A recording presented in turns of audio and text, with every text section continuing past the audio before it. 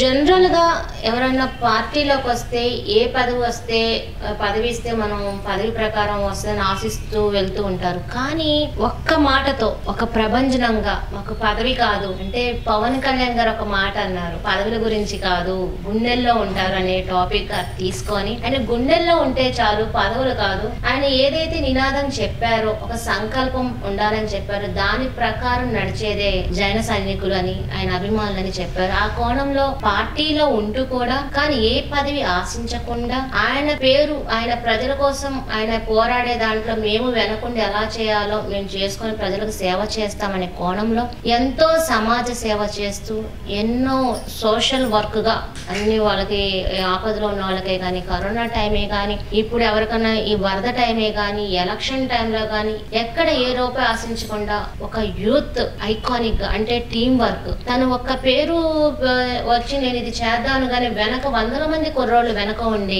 సహాయం చేస్తామంటూ రావడం కూడా మేము రాజకీయాల్లో ఉన్నామని చెప్పుకోగలదు, దీని రాజకీయం అంటారేమో బట్ అంత సమాజ సేవ చేస్తూ ఈ రోజున యాక్చువల్లీ ఇంటర్వ్యూలో నేను ఎమ్మెల్యేని మినిస్టర్ని ఎంపీని ఇలా చేస్తూ ఉంటాను, ఇంత దాకా వచ్చాను అని అంటే ఎంత సోషల్ వర్క్ లో ఉండి చెయ్యాలనే కోణంలో పవన్ కళ్యాణ్ గారు అన్న ఒక మాటకి కట్టుబడి నిలబడి ఈ రోజున తన ప్రయాణం సాగిస్తూ సమాజ సేవే తనకు ముఖ్యమంటూ ఉన్న వ్యక్తే ఎద్దు శివమణి గారు. నమస్తే అండి. నమస్తే అండి. ఫస్ట్ టైం ఒక ఇంటర్వ్యూలో ఎంత స్టోరీ చెప్పాల్సి వచ్చింది.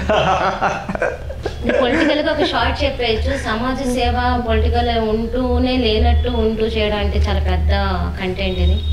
సో ఎలా వచ్చారు అంటే పార్టీలోకి ఎలా వచ్చారని అన్ను అసలు ఏంటి, ఎలా స్టార్ట్ అయింది, మీ పుట్టు పూర్వోత్తరాలు ఏంటి, మీ నేటివ్ ఏంటి, మీ నాన్నగారు ఏంటి, మీరు ఎలా వచ్చారు ఇందులో? మాది మంగళగిరి నియోజకవర్గంలో దుగ్గిరాల మండలంలో ఉన్నటువంటి చింతలపూడి అనే చిన్న గ్రామం మేడం. 530-550 ఇళ్ళు ఉండేటువంటి చిన్న గ్రామం. గ్రామంలో రైతువారి కుటుంబం తాతగారిది. నాన్నగారు కూడా వ్యవసాయ కూలి అలానే ముఠా పని చేస్తుంటారు మిల్లులో. ముఠా పని చేస్తూనే తను పడిన కష్టం తన పిల్లలు పడకూడదు అనే ఒక నినాదంతో నాకు సోదరిమణి ఉంది, మా అక్కగారు నన్ను అలానే చదివించారు. ఈ చదువుకునే ప్రక్రియలో బాగా వెనుకబడినటువంటి గ్రామం మా గ్రామం అవటం, నేను కొంచెం పట్టణంలో ఈ తెనాలి పరిసర ప్రాంతాల్లో గ్రాడ్యుయేషన్ అలా చదువుకునే సమయాల్లో పరిసరాల్లో ఉన్న పరిస్థితులు, అప్పుడే నేను స్కూలింగ్ ఆ టైం చదివేటప్పుడు ప్రజారాజ్యం పార్టీ రావడం, మా నాన్నగారు వెళ్తుంటే మా నాన్నగారు ఇంకా చిరంజీవి గారి కోసం చూడాలి అనే తపరతో వెళ్తాం. తర్వాత కొన్ని కారణాలు అంటే బేసికల్గా ఏంటంటే చిరంజీవి గారి పుట్టినరోజు మాకు పండుగ రోజు, గ్రామాల్లో కానివ్వండి ఆ రోజు బళ్ళకి సెలవు పెట్టడం, చాక్లెట్లు పంచడం, లేకపోతే సేవా కార్యక్రమాలు చేయడం, ఒక పండుగ వాతావరణంలో చేసుకునే చిరంజీవి గారి పుట్టినరోజు ప్రజారాజ్యం పార్టీ విఫలమైన తర్వాత ఆగిపోయి మాకంతా ఏదో ఇంటికి గనక పెద్ద కొడుకుని పెద్ద దిక్కును కోల్పోతే ఎలాంటి బాధ కలుగుతుందో ఆ పండుగ వాతావరణం ఒకసారి ఆగిపోవడం, చిరంజీవి పుట్టినరోజు అనేది ఒక రకమైన ఏదో మనమే ఏదో కోల్పోయామన్న బాధ కలిగించడం, ఇవన్నీ ఆలోచింపజేసి మంచి ఏజ్ 19 అలా టీనేజ్కి వచ్చే టయానికి ఇల్లేమో దూరం అని చెప్పేసి పవన్ కళ్యాణ్ గారు 2014 మార్చి 14వ తేదీన ఆ టీవీ చూస్తున్నప్పుడు ఇక ఈ జీవితం పవన్ కళ్యాణ్ గారికి అంకితం, నడిస్తే ఆయన బాటలో నడవాలి అన్న కోణం ధైర్యం ఉందని నిజంగా అంటే నాలాంటి యువకుల్లో ఉన్న ధైర్యం ఆయన వాక్చాతుర్యంగా ఆయన ఉపన్యాసాల ద్వారా బయటకు వచ్చిందేమో, సమాజానికి ఆయన ఇదే కావాలనుకుంటున్నానంటే. ఆయన ఎప్పుడు ఏమంటారంటే పవన్ కళ్యాణ్ గారు అన్ని చోట్లకు వచ్చి చేయలేరు, కానీ నన్ను అనుసరించే ప్రతి వ్యక్తి పవన్ కళ్యాణ్ లాగా అందరి జీవితాల్లో వెలుగులు నింపాలి. ఆ ఒక్క మాట నేను ఎందుకు చేయకూడదు. అంటే మీరు చిరంజీవి గారి ఫ్యాన్, పవన్ కళ్యాణ్ ఫ్యాన్ అంటారు కదా, అభిమానియా కమ్యూనిటీ పరంగా అభిమానియా? నేను ఏదైనా స్ట్రైట్ ఫార్వర్డ్ మాట్లాడతానండి. ఒకటి గుర్తు పెట్టుకోండి, కమ్యూనిటీ లేకుండా చిరంజీవి గారి ఎదుగుదల కానివ్వండి, పవన్ కళ్యాణ్ గారి ఎదుగుదల కానీ ఉంది అన్నారంటే అది అవాస్తవం. ఎందుకంటే మా నాన్నగారు సమయంలో మరి అప్పట్లో ఫిలిం ఇండస్ట్రీ చూసుకున్నట్టంటే ఎక్కువ ఒక సామాజిక వర్గం మోస్ట్ ఆఫ్ ది థింగ్ ఉన్న టైంలో తన ప్రతిభతో అడుగు పెట్టినటువంటి వ్యక్తి చిరంజీవి గారు. కానీ ఆ వ్యక్తిని ఓన్ చేసుకున్నటువంటి వర్గం కమ్యూనిటీ.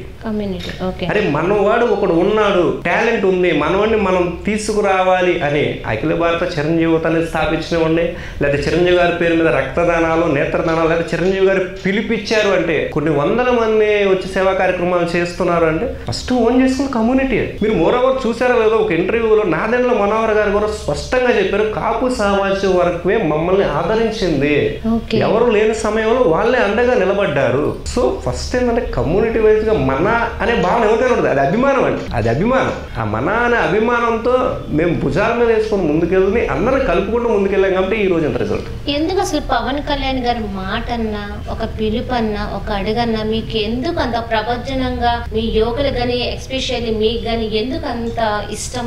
జనాలకి ఎంతమందికి ఆయన గురించి తెలుసో తెలియదు మేడం. నేను ఆయనతో ట్రావెల్ చేసిన వ్యక్తులతో, ఆయనతో కొన్ని సందర్భాల్లో దగ్గరగా చూశాను కాబట్టి చెప్తున్నా. ఒక రాజకీయంగా జీవితం ఇచ్చిన అన్నయ్య దెబ్బ తిని ఈ రాజకీయాలు మనకు వద్దు, ఇందులో మనం ఇవ్వలేము, చాలా డిఫికల్ట్ అని చెప్పినప్పటికీ కూడా కుటుంబాన్ని సైతం వదిలిపెట్టి తన పిల్లల పేరు మీద చేసిన ఫిక్స్డ్ డిపాజిట్లను బ్రేక్ చేసి పార్టీ ఆఫీస్ స్థలానికి డబ్బులు ఇచ్చిన వ్యక్తి పవన్ కళ్యాణ్ గారు. ఇది నేను చాలా మంది దగ్గర విన్నాను. ఆయనతో మాట్లాడిన డిపాజిట్ అమౌంట్ కూడా బ్రేక్ చేసి పార్టీ స్థలాన్ని కొనడానికి డబ్బులు ఇచ్చినటువంటి వ్యక్తి పవన్ కళ్యాణ్ గారు. అంటే ఎంతలా తండ్రి స్థానంలో ఉన్న ఏ వ్యక్తి కూడా తన బిడ్డల గురించి, కుటుంబాన్ని గురించి ఆలోచించి బయట అడిగేస్తారు. కానీ మరి ఆయన అంత దెబ్బలు తిని, అంటే ఆయనకి లైఫ్ అన్నయ్య దెబ్బ తిని ఉన్నా కూడా ఆయన మరి సమాజం కోసం అంత ఆలోచిస్తున్నారంటే ఆ స్థాయిలో ఉన్న వ్యక్తి అలా ఆలోచించినప్పుడు మనం ఇంకెంత చేయాలి? ఎందుకు అసలు పవన్ కళ్యాణ్ గారు అంటే ఎందుకు ఇంకా అంత? ఎందుకంటే మీ గురించి ఏంటంటే ఆయన అంటే ఎక్కడ మీటింగ్ లో కానీ దేని గురించి అయినా సొసైటీలో ఏపీలో ఒక పిలిపిస్తే ముఖ్యంగా మీరు కూడా అక్కడ తెలిసిన వాడిని ఇక్కడ నడుస్తారట. ఎందుకు అంత సింపుల్? ఉదాహరణ జరిగిందని ఎగ్జాంపుల్ కోట్ చేసి చెప్తా మేడం మీకు. 2019 నుంచి 2024 దాకా వైఎస్ జగన్మోహన్ రెడ్డి గారు ఆంధ్రప్రదేశ్ ముఖ్యమంత్రిగా పరిపాలన చేశారు. ఆయన అధికారంలో ఉన్నని చెప్పి ఏ రోజు కూడా హెలికాప్టర్ తప్పితే నేల మీద నడవాలి. కానీ ఒకసారి అధికారం పోయేసరికి నిన్న అందరూ వచ్చి ప్రజలకు సేవ చేస్తుంటే ఈయన ఏదో హడావుడి చేయాలని ఒక దూరంలో ఫోటోల కోసం నీళ్ళల్లో నడిచి వెళ్ళిపోయారు. ఒక స్టార్ సెలబ్రిటీ అయ్యుండి రాష్ట్ర ఉప ముఖ్యమంత్రి హోదాలో ఉండి కూడా ఆయన నేను వస్తే రాకపోతే జనం ఏమనుకుంటారనే ఆలోచన పక్కన పెట్టి ఈ సమయంలో నేను రావటం కాదు ఇంపార్టెంట్, జనాలకు మంచి జరగాలని చెప్పేసి ఆయన విమర్శలు గురవుతూ 4 గోడల మధ్యుండి కూడా రాష్ట్రాన్ని మొత్తాన్ని, యంత్రాంగం మొత్తాన్ని అప్డేట్స్ ఇచ్చి మాలాంటి జన సైనికులు పిలుపునిచ్చి వరద బాధితులకి ఇంత సహాయం చేయగలుగుతున్నారు. చూసారా ఆ క్యారెక్టరైజేషన్? అంటే ఆయన రాకపోవడానికి కారణం ఏంటి మరి ఈ 2-3 రోజుల్లో ఇంత? ఎందుకంటే చంద్రబాబు నాయుడు గారే అర్ధరాత్రి వరకు కూడా వరద నీటిలో దిగు మరి పెద్ద వాళ్ళు సైతం కొంచెం ఆగాలి. ఎందుకంటే కొంచెం చిన్నవాళ్ళు ఎవరు కానీ వయసులో దిగిన ఇన్ఫెక్షన్స్ వస్తాయి, హెల్త్ ఇష్యూస్ వస్తాయి, అంత ఈజీ కాదు. ఎక్కడెక్కడో వాటర్లు అవన్నీ అవి పక్కన పెట్టి చంద్రబాబు నాయుడు గారు దిగారు. మరి ఎందుకు పవన్ కళ్యాణ్ గారు లేదు ఈ 2-3 రోజులు? దేశ ప్రధానమైనటువంటి నరేంద్ర మోడీ గారే జన సునామీ, పవన్ సునామీ అని ఒకటి అన్నారు, గుర్తుందండి? అవును. అంటే ఇప్పుడు వరదలు కొన్ని ప్రాంతాల వరకు వచ్చి వాళ్ళకి సహాయార్థాలు అందివ్వటానికే ఉన్నటువంటి యంత్రాంగం మొత్తం నానా ఇబ్బందులు పడుతున్న పరిస్థితిలో ఆ పవన్ సునామీ అనే బయటకు వస్తే ఆ సునామీ ఈ వరదలకి ఆంధ్రప్రదేశ్ మిగిలేదేమైనా ఉందంటారా? అందుకన్నా అంతే కదా. పవన్ కళ్యాణ్ అనే వారు నేరుగా వరద బాధితుల్ని పరామర్శిస్తున్నారని ఒక పిలుపు ఇవ్వమనండి. మరి అంతే కదా. రాష్ట్ర మాజీ ముఖ్యమంత్రులు అయినటువంటి నారా చంద్రబాబు నాయుడు గారిని నష్టం చేసినప్పుడు పవన్ కళ్యాణ్ గారు పార్టీ ఆఫీస్కి వస్తుంటేనే చంద్రబాబు గారి కోసం వస్తున్నారేమో ఒక అపోహ క్రియేట్ చేస్తేనే పెను తుఫాన్లు కూడా ఎదురిల్లుకొని అర్ధరాత్రి సమయాల్లో అన్ని వేల మంది రోడ్ల మీదకి వస్తే ఈ రోజు ఈయన వరద బాధితులు పరామర్శిస్తానికి నేరుగా దిగాడు అంటే ఆ పరిస్థితి ఎలా ఉంటుంది? కంట్రోల్ కాదు కదా. అసలు సహాయం అందాల్సిన కూడా సహాయం అందలేని పరిస్థితి వస్తుంది. అవన్నీ ఆలోచించే కదా మరి నాయకుడు అంటే అదే కదా కావాల్సింది. తట్టుకున్నాడు, ఆయన విమర్శలు తట్టుకున్నా కూడా ఆయన యంత్రాంగాన్ని, మాలాంటి వ్యక్తుల్ని, లేకపోతే స్థానికంగా ఉన్నటువంటి నాయకులు, వీళ్ళందరినీ మరి సహాయ కర్తలు అన్నీ జరుగుతూ ఉన్నాయి, పనులన్నీ జరుగుతూ ఉన్నాయి, కానీ మనిషి కనిపించట్లేదు. అంతే మంచి కనిపించాలి, మనిషి అవసరం లేదని నిదానం అదే. చేస్తున్నాం కదా, చేస్తున్నారు కాబట్టి మీరు ఇడదాకా వచ్చారని నేను అనుకుంటున్నాను. లంకల గ్రామాలు కానీ వీటిలన్నిటికి కావాలి కొంత ఫండ్స్ రైజ్ చేసుకొని పులిహార పోట్లాలు కానివ్వండి, లేకపోతే బిర్యానీలు లాంటి చిన్న చిన్న రైస్ ప్యాకెట్స్ అలా ఎవరైతే నీడ్ ఉందో అలా ఆర్గనైజేషన్ ఫామ్ అయ్యి టీమ్స్గా ఫామ్ అయ్యి, లేకపోతే నాలాగా చాలా మంది మిత్రులు కూడా కొన్ని 5-6 ఫామ్ అయ్యి వాళ్ళకు తోచినంతలో ఆహార పదార్థాలు పంపించడం ఉంటాం. లేకపోతే ఎవరన్నా కానీ అక్కడ అందుబాటులో ఉంటే వాళ్ళని తీసుకొచ్చి షిఫ్ట్ చేసి ఎక్కడ నా హౌస్ స్టే చేయటం. మెడికల్ కూడా అవి కూడా జరుగుతున్నాయి. అంటే సపరేట్ అప్పుడు ఏ టీమ్ అయితే ఫర్ ఎగ్జాంపుల్ నా వృత్తి ఒకటి ఉంది అనుకోండి, నా వృత్తికి సంబంధించి నేను 4 అట్లా మెడికల్ ఫీల్డ్లో ఉన్నారు, వాళ్ళ సహాయం అంబులెన్స్ టైప్లో పెట్టి చేయడం. ఒక డౌట్, మెడికల్ కంటేనే టాబ్లెట్స్ అన్ని ఇస్తారు, ఓకే. మహిళలకి ఆ పీరియడ్ టైం వచ్చే వాళ్ళకి చాలా ఇబ్బంది అవుతుంది. మరి అలాంటివి ఏమైనా చేసేది ఉంటుందా అసలు? నేను ఎందుకంటే ఇది అడగకూడదు, కానీ లేడీని కానీ సహజంగా మహిళల గురించి మీరు చేసే సహాయార్థం ఇలాంటివి కూడా ఉంటాయి కదా. మీరు అడిగింది కరెక్టే. దీనికి మనకంటే ముందంజలో మా జనసేన వీర మహిళలు 100,000 మంది డైరెక్ట్గా ఫేస్బుక్లో కూడా మెసేజ్లు, పోస్టులు పెట్టి వాళ్ళ పని వాళ్ళు చేస్తారు. ఉన్నారు. కాకపోతే దాన్ని పబ్లిసిటీ కొద్దిగా తగ్గిస్తున్నారు, ఎందుకంటే కొంచెం ఇబ్బంది పడేటువంటి అంశం కాబట్టి కొద్దిగా మనం ఇంకా కొంచెం బ్యాక్వర్డ్ కూడా. అమెరికన్ అంత ఫాస్టెస్ట్ కల్చర్ కాదు కాబట్టి వస్తాయి. బట్ ఏంటంటే మనం ట్రెడిషనల్ తెలుగు సాంప్రదాయాలు కట్టుబడి దాన్ని కొద్దిగా షైగా ఫీల్ అవుతాం కాబట్టి దాని ప్రచురితోనే కొద్దిగా వెనకబడుతున్నారు. కానీ అది చేసే అన్ని పనుల్లో అదే చాలా ఎక్కువగా దూసుకెళ్తున్నారు మా జనసేన వీర మహిళలు. మీరు ఎక్కువగా అడగచ్చా లేదా చెల్లపల్లి శ్రీనివాసరావు గారికి ఒక హార్ట్ అనొచ్చేమో, ఒక ఆత్మని అంటారట ఆయన, లేకపోతే ఆయన రైట్ హ్యాండ్ గా ఉంటారట, ఏంటి అసలు ఎక్కడైతే కనిపించరు, కనిపించే వాళ్ళంతా నాకు సార్ దగ్గర చూస్తుంటే మీరైతే కనిపించు, కానీ ఆ పేరు ఎందుకు వచ్చిందన్నది నాకు తెలియటం. ఎందుకు అంత మాట ఆయన ఎవరిని అనరు, అన్నను కూడా అనరాలా. మీరే అన్నారు కదా హార్ట్ అది, గుండె చెప్పుడు ఇప్పుడు వినపడింది కనపడదు. అసలు ఏంటి ఆ బంధం ఏంటి, బంధం అంటే బంధం ఏంటి? ప్రత్యేకించి బంధం అని ఏం లేదు మేడం. చిల్లపల్లి గారు మోరోవర్ ఒక బీసీ సమాజ వర్గం నుంచి వచ్చినటువంటి వ్యక్తి. వాళ్ళంతా వ్యాపారాల సైడ్, వాళ్ళ నాన్నగారు కానివ్వండి, వాళ్ళ అన్నయ్య గారు కానివ్వండి, వీళ్ళందరూ కూడా వ్యాపారాలు సైడ్ చూసుకునేటువంటి వ్యక్తి.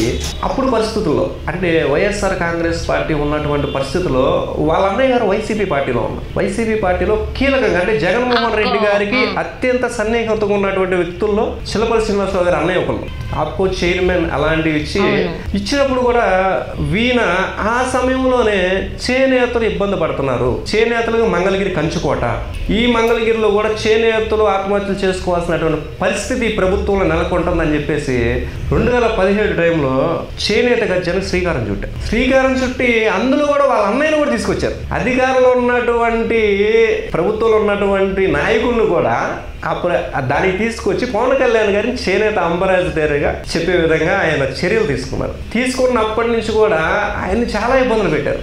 నాకు తెలుసు అంటే కొన్నిసార్లు పవర్ ప్రాబ్లం ఉందని, లేకపోతే వాళ్ళ కళ్యాణ మండపం ఒకటి ఉంది, లేకపోతే షాప్స్ ఉన్నాయి, మీ రోడ్డు దగ్గర ఇబ్బంది అవుతుందని వివిధ రకాలుగా ట్యాక్స్ వేయటం, స్థానికంగా ఉన్నటువంటి శాసనసభ్యులు ఆళ్ళ రామకృష్ణారెడ్డి గారు తెల్లారిని డిపార్ట్మెంట్ పంపించడం, ఇలాంటివి చాలా చేసి కొన్ని సందర్భాల్లో నాకు తెలిసినటువంటిది జనానికి తెలియనటువంటిది అప్పుడు హాట్ టాపిక్ అయినటువంటి సిచ్యువేషన్ ఏంటంటే, వాళ్ళ అన్నయ్య గారి కూతురు వివాహానికి చిల్లపల్లి గారు అన్నయ్య ఆహ్వానానికి వెళ్తా ఉంటే ఒక మైండ్ గేమ్ చేశారు.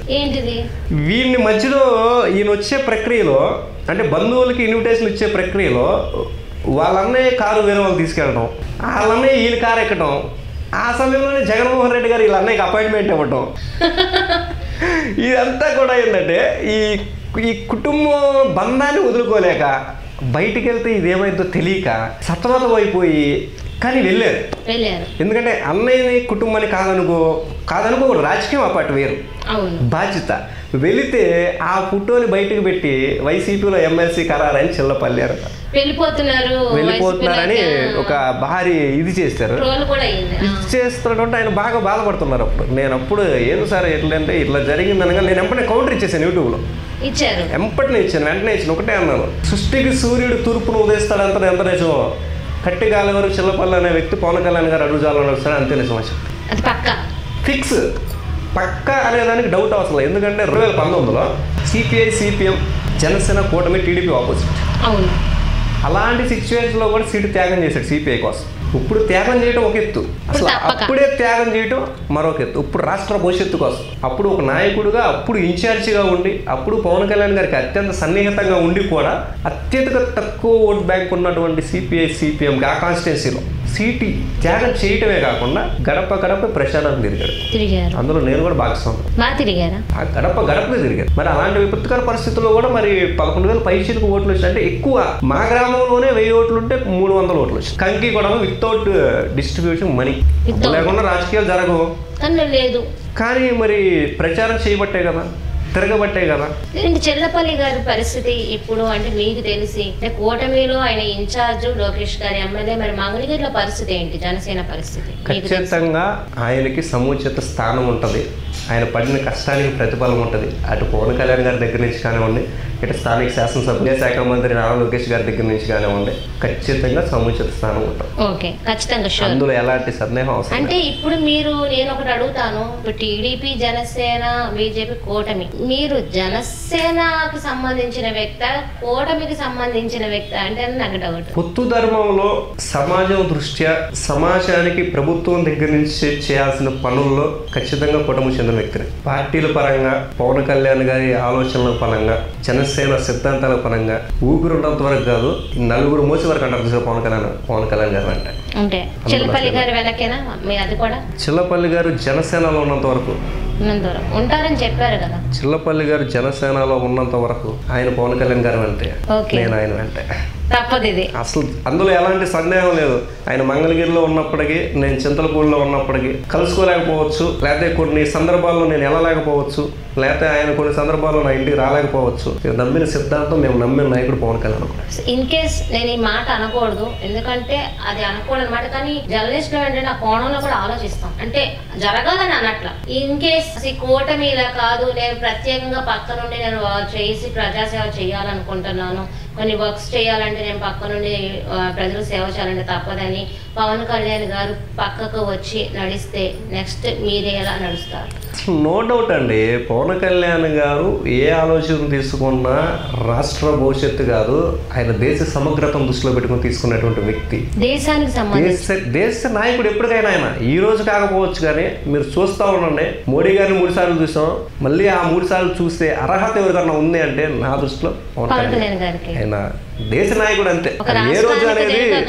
ఏ రోజు అనేది మళ్ళీ ఆ రోజు అయినప్పుడు మన ఇద్దరు ఇంటర్వ్యూలో మాట్లాడుకుందాం, ఖచ్చితంగా జరిగేది ఆయన అలాంటి వ్యక్తి. ఎందుకంటే మీరు గమనించండి మేడం, చిన్న లాజిక్. ఏ పార్టీ అధికారంలోకి వచ్చినా పార్టీ సంబరాలు జరుగుతాయో, కూటమి అధికారంలోకి వచ్చిన తర్వాత స్వతంత్ర దినోత్సవ సంబరాలు జరిగినాయి. ఘనత ఎవరిది? గ్రామీణ అభివృద్ధి శాఖ మంత్రి పవన్ కళ్యాణ్ గారు. పవన్ ఇప్పుడు నేను ఓపెన్ అప్ సార్, ఇక్కడ అయితే ఓపెన్ కాదు. పవన్ కళ్యాణ్ గారి వల్ల టీడీపీ గెలుపు, అంటే టీడీపీ ఈ రోజున ముఖ్యమంత్రిగా నారా చంద్రబాబు నాయుడు గారు ఎక్కువ కాబట్టి వల్ల ఈ రోజు అధికారంలోకి రావడం జరిగిందా, లేదా నారా చంద్రబాబు నాయుడు గారి వల్లే పవన్ కళ్యాణ్ గారి ఇటు మోడీకి కానీ రేపు ప్లస్ అవడానికి కారణమైందా? శ్రీకృష్ణ తులాభారంలో కృష్ణుడు కూర్చోవడం వల్ల తూగిందంటారా, తులసాగు వేయడం వల్ల తూగిందంటారా? వాళ్ళు మంచి క్వశ్చన్ వేశారు. కృష్ణుడు తులసి రెండు సమానమే కదా అని చూపిస్తుంది కదా తులాభారం. ఇది కూడా అంతే. ఇది అంతేనా? ఎవరు అనడానికి లేదు. ఆయన ఒక అనుభవం, ఈయన ఒక చరిష్మా కలగలిపితేనే. అంటే ఈ రెండు ఎప్పుడు కలిసి ఉంటాయని అనుకుంటున్నారా? కలిసి ఉంటే బాగుంటుంది అనుకుంటున్నాను. ఎందుకంటే గతంలో విడిపోయిన రోజులు 2019లో ఎలక్షన్ టైంలో నా కన్నతల్లి నారా లోకేష్ ని మర్చిపోలేదు, చాలా గట్టి వార్నింగ్ ఇవ్వడం జరిగిన ఈ టైంలో ప్రజల కోసం నిర్ణయం తీసుకున్నారా పవన్ కళ్యాణ్ తెలియదు, కానీ మార్పులు సహజం రాజకీయాల్లో కానీ మనుషుల్లో కానీ. మరి అదే పరిస్థితి గబుక్కున రాజకీయం ఇది నేను అంటున్నా, 1 డేలో మార్పులు ఉంటాయి. అదే పరిస్థితి అటు ఇటుగా ఉంటే మరి చూసుకుంటే మరి ఎప్పటికి మీరు జనసేన వైపా ప్రభుత్వం వైపా? దానికి నేనేం చెప్తానంటే మేడం, 2014లో కూటమి రాజకీయ పార్టీల వల్ల కలిసినాయి, కానీ 2024లో కూటమి అనేది ప్రజలు కలిపారు. ఎందుకంటే ఒక రాక్షస పాలన వస్తే జరిగే నష్టం ఏంటనేది ప్రజలు చావు చూశారు. అంటే ఇది ప్రజా తీర్పు, ప్రజా పరిపాలన అనుకోవాలి. ప్రజా కూటమి, ప్రజా తీర్పు, ప్రజా ప్రభుత్వం అనుకోవాలి, ప్రజా రాజ్యం అంతే అంతే మొత్తం. ఎట్టకేలకు చిరంజీవి అనుకున్న ప్రజారాజ్యం అయితే నడుస్తుందని అనుకోవాలి. నేను కొన్ని వందల సందర్భాల్లో చిరంజీవి గారి బర్త్డేలకు ఉపన్యాసాలు ఇచ్చి ఈ రోజుకు నా దగ్గర వీడియోలు ఉన్నాయి. రాముడు వదిలిన రామబాణమే లక్ష్మణుడు అయితే చిరంజీవి గారు వదిలిన రామబాణమే పవన్ కళ్యాణ్ చెప్పాను. కొన్ని నా దగ్గర వీడియో క్లిప్స్ అని కావాలని మీకు ఇస్తాను. కొన్ని వందల సందర్భాల్లో మీరు ఏదైతే అనుకుంటున్నారో, దెబ్బ తిన్న అన్నయ్య ఏదైతే కోల్పోయాడో అదేంటో మళ్ళీ తీసుకొచ్చి నిరూపించడానికే ఆయన రాజకీయాలు ఎన్నుకున్నారు. ఆ ప్రజారాజ్యం అనే దానిలో నుంచి పుట్టుకొచ్చిన మొక్కే జనసేన. కొన్ని వందల స్పీచ్ లో నేను చెప్పాను, వీడియోస్ ఉన్నాయి నా దగ్గర, నాకు పంపించండి, నేను చూస్తాను. ఖచ్చితంగా మా ఛానల్ మేము చూడాలి, ప్రజలకు కూడా తెలియాలి. ఇప్పుడు చూసుకుంటే మరి మీరు సోషల్ వర్క్ బాగా చేశారనేది వినబడుతుంది. ఏమేమి చేస్తారు అసలు? సింపుల్ గా చెప్పాలంటే మేడం, సోషల్ వర్క్ చాలా మంది చేస్తారు. చేసినప్పటికీ నాకు ప్రత్యేకత రావడానికి గల కారణం ఏంటంటే, మన కడుపు నిండితే పక్కన వాళ్ళకి పెట్టేది గొప్పతనం. నాకు తినడానికి తిండి లేకపోయినా పక్కన వాళ్ళకి పెట్టేది మానవత్వం. ఆ మానవత్వం చాటడంలో ముందుంటాం. అంటే నాకు ఉండడానికి సెంటు నేల లేదు. ఈ రోజుకి నాకు రాజకీయంగా సెంట్రల్ మినిస్టర్ సాన్నిహిత్యం ఉండే, లేకపోతే లోకేష్ గారితో సాన్నిహిత్యం ఉండే, చిల్లపల్లి గారికి గుండె చొప్పడం ఉండే, అది వేరే విషయం. ఉన్నప్పటికీ నేను ఈ రోజుకి నా గ్రామంలో సెంటు నేల లేనటువంటి కుటుంబం నాదొక్కటే. సెంటు నేల లేదు, ఉండటానికి నివాసం కూడా లేదు. చిన్న పోరంబోకు స్థలం అంటారు, అందులో చిన్న రేకు పైన రేకేసుకొని అందులో పట్టాలు కొట్టుకొని ఉంటాం ఈ రోజుకి. మేము ఈ రోజుకి ఇట్లా ఉంటాం. ఉన్నప్పటికీ కూడా ఆ బాధ నాకు తెలుసు కాబట్టి, ఒకటి ఏదన్నా ఆపద ఉందన్నా లేకపోతే ఏదన్నా సమస్య ఉందన్నా స్పందించాలి అనే తపన ఎక్కువ ఉంటుంది. ఆ తపనలోనే నేను చేసే సాయం చిన్నదైనప్పటికీ, అరే ఏమీ లేనటువంటి వ్యక్తి ఎంత ముందుకు వస్తుంటే మనం ఎందుకు అని నలుగురు వస్తుంటే ఇది మిమ్మల్ని చూస్తుంటే ఎలా ఉందంటే పవన్ కళ్యాణ్ గారు అన్నమాట నాకన్నా చుట్టూతో చీకటి, చేతిలో లాంతరు, దారి తెలియట్లే, గుండెలో ధైర్యం మాత్రం ఉంది. అదే కాన్సెప్ట్ తో నడుస్తున్నట్టుంది మీది. అదే నడుస్తున్నా. ఆ గుండెల్లో ఉన్న ధైర్యానికే మార్గం జనసేన ప్లాట్ఫామ్. నాలాంటి వ్యక్తి కూడా బయటకు వచ్చి ఈరోజు ప్రశ్నించగలుగుతున్నాడంటే ఆ ధైర్యం, ఆ భరోసా, నేనున్నా మీ వెనక, మీరు రండి రోడ్ల మీద. అంటే మీకు రాజకీయ బలం లేదు, ఎక్కడంటే బలం అంటే ఒక హోదా, పదవి అదేమి లేదు, కానీ మీకు ఏదో సమాజ సేవ చేస్తున్నారంటే మీకు ఒక 100 మంది కుర్రవాళ్ళే కానీ మీ బ్యాచే కానీ మొత్తం కలిసి చేస్తారట. అది ఒక పొలిటికల్ లీడర్కి ఉండాల్సిన వింగ్ అది, కానీ అందులో లేకుండానే మీకు ఎలా వచ్చింది ఇది? ఇప్పుడు నాలాంటి కార్యకర్తకు ఒక ధైర్యం ఎవరు? అరే నాకేదైనా అయితే, నా కుటుంబం రోడ్డు మీద పడితే, మా ప్రాణాపాయ స్థితి వచ్చినప్పుడు ఎవరు వచ్చినా రాకపోయినా పవన్ కళ్యాణ్ అనే వ్యక్తి నా కోసం వస్తారు అనే నమ్మకం నాకు ఎలా ఉంటుందో, నా చుట్టూ నన్ను అనుసరించేటువంటి నా మిత్రులనే ఉండే, లేకపోతే నన్ను అనుసరించి నడివేసేటువంటి నా యువకులలో ఉండే వాళ్ళకి అదే ధైర్యం ఉంటుంది. మా అన్న నా కోసం వస్తాడు, తనకు ఉన్నా లేకపోయినా నాకు ఎదురు నిలబడతాడు అనే ఒక భావం నన్ను ముందు తీసుకెళ్తాను. ఓకే, నాకు ఒక డౌట్. ఈ కూటమి ప్రభుత్వంలో చూసుకుంటే చంద్రబాబు నాయుడు గారు సీఎం, మరి ఏదన్నా ఒకవేళ చూసుకుంటే పవన్ కళ్యాణ్ గారు ఈ 5 సంవత్సరాలు ఎప్పుడన్నా ఒక సీఎం అవ్వాలనే ఆలోచన మీకు కలుగుతుందా, ఉందంటారా మీ డిస్కషన్స్ అందరిలో? 5 సంవత్సరాల్లో పవన్ కళ్యాణ్ గారు ముఖ్యమంత్రి అవ్వాలి అని అనుకుంటున్నారంటే ఫస్ట్ అధినాయకుడు కొన్ని 100 సార్లు చెప్పాడు. ఏమని? మన పరిస్థితి ఏంటి, మన పార్టీ స్టాండ్ ఏంటి, మనం ఎంత బలంగా ఉన్నాం, రాష్ట్రం ఏ పరిస్థితిలో ఉంది, ఈ పరిస్థితికి ఏ నిర్ణయం అంటే కరెక్టో మీరు ఒక్కసారి నన్ను నమ్మి నాతో నడవండి, వ్యూహం నా కుదరని నేను చూసుకుంటా. ఆ వ్యూహం ఆయన ఏదేసినా కానీ ఆయన గుడ్డిగా నమ్మి ఆయనతో నడవటం మాత్రమే మేము ఆలోచన చేస్తాం, కానీ ముఖ్యమంత్రి అవ్వాలా, ప్రధానమంత్రి అవ్వాలా ఆలోచన మేము చెయ్యం. ఆ స్థాయి మరి కాదు. మా స్థాయి ఏంటంటే వ్యూహం అయింది, ఆ వ్యూహకర్తలు మేము అందులో సమిధులు అవ్వాలా, లేకపోతే ఆహుతి అవ్వాలా, లేకపోతే ఇంకోటి అవ్వాలా అనేది రెడీ. పవన్ కళ్యాణ్ గారి కోసం ప్రాణత్యాగం రెడీనా? దేశ స్వాతంత్రం కోసం గాంధీజీ గారు, భగత్ సింగ్ గారు లాంటి త్యాగం చేసినప్పుడు ఒక దేశ స్వాతంత్రం కోసం పోరాడే నాయకుడి కోసం ప్రాణత్యాగం చేయడానికి అసలు ఎలాంటి వెనకాడం సందేహం లేదు. మా ఒక్కరి కోసం 100 మంది పోతారంటే రెడీ.